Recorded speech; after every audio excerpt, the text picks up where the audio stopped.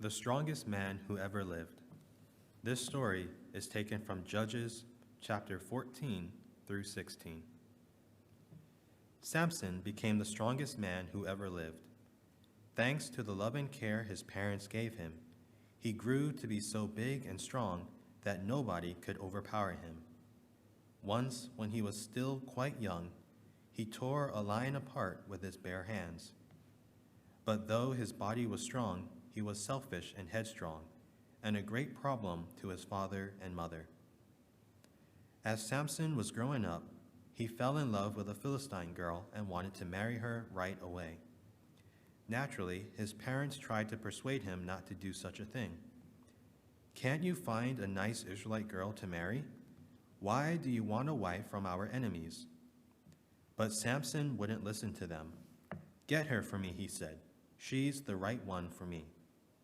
So he married her, and what a lot of trouble and sorrow that marriage brought to them all. One day, as Samson happened to pass the body of the lion he had killed, he noticed that there was a swarm of bees and honey in it. This gave him an idea for a bit of fun at his wedding feast.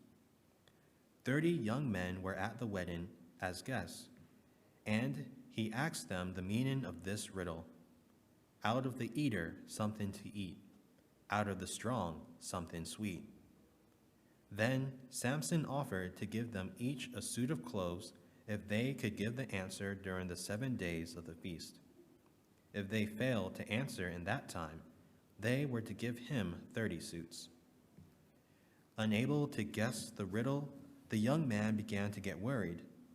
They were afraid they would all have to give their own clothes to Samson, and then what would they do? On the 7th day, they came to Samson's wife and persuaded her to try to find out the meaning of the riddle. She pleaded with Samson to tell her, and in a moment of weakness he did. Then she told the young men, and they came to Samson and said, "What is sweeter than honey? What is stronger than a lion?" Samson was so angry that his wife had told his secret that he went and slew 30 Philistines and brought their clothes and gave them to the 30 young men. Then, after being with his wife only 7 days, he left her in a huff and went back to his old home. When Samson had cooled down a bit, he decided to go back to his wife, but he found that she had married someone else. This made Samson furious, and to get even with the Philistines, he caught 300 foxes and tied them together in pairs, tail to tail, with a firebrand in between. Then he let the animals loose in the grain fields and vineyards of the Philistines. You can imagine what happened. Those foxes must have set fire to hundreds of acres, leaving only blackened fields behind them. Now it was the Philistines' turn to get angry. They marched into the land of Judah and demanded that Samson be handed over to them for punishment. So the men of Judah surrounded Samson, bound him, and gave him to the Philistines. But no sooner was he back among his enemies than he broke the ropes binding him as though they were charred flax, and picking up the jawbone of a donkey, slew 1,000 men with it. By this time, Samson's fame as the strongest man on earth was spreading. Everybody was afraid of him, and the Philistines couldn't catch him, however hard they tried.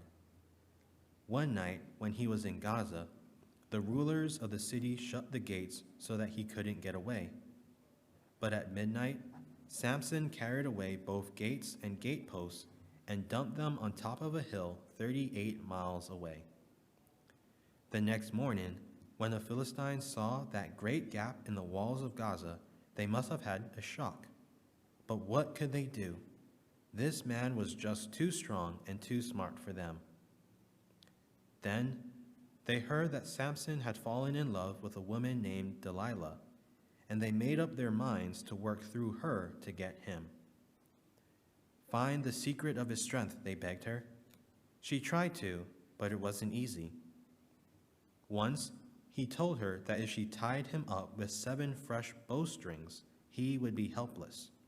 But when she tied him up, he snapped them in a moment.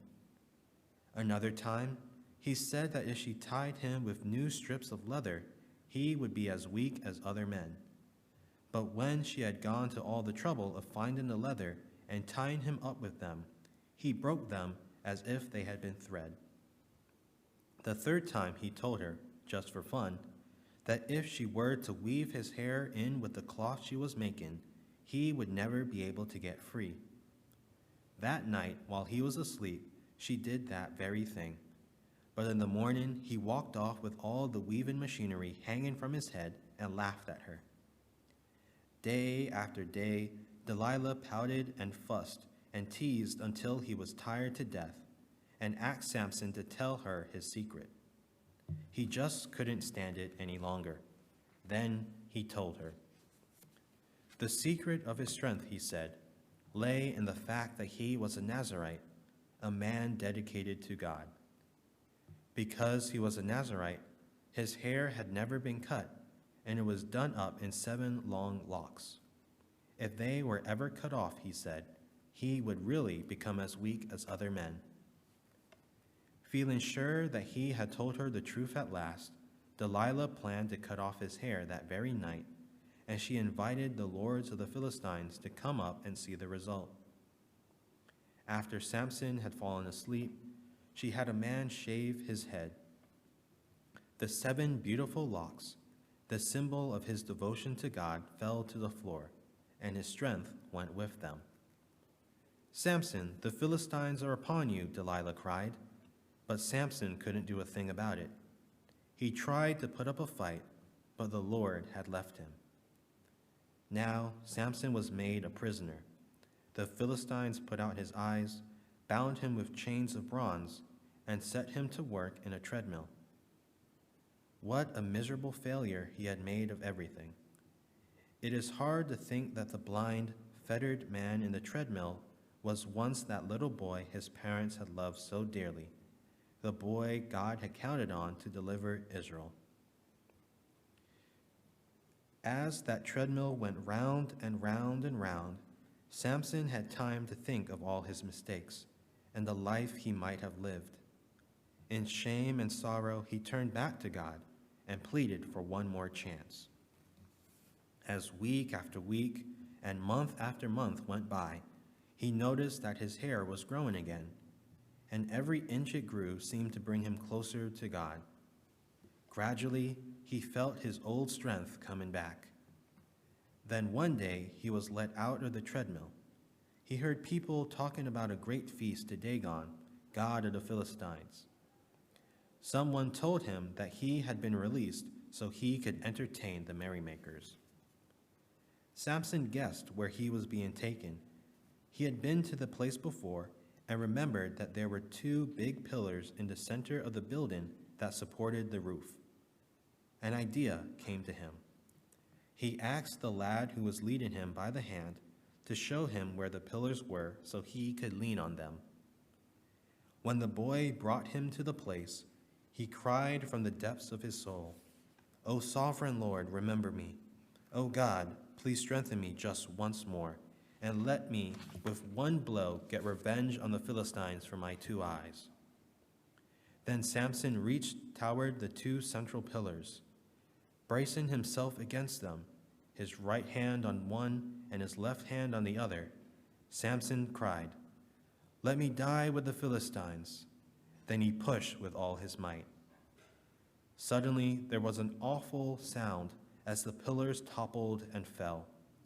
The whole place came crashing down upon him, together with 3,000 people who had been sitting on the roof. Thus he killed many more when he died than while he lived. And so Samson died, the strongest man who had ever lived. But if he had just tried to please God instead of himself, he might have been one of the greatest men in history.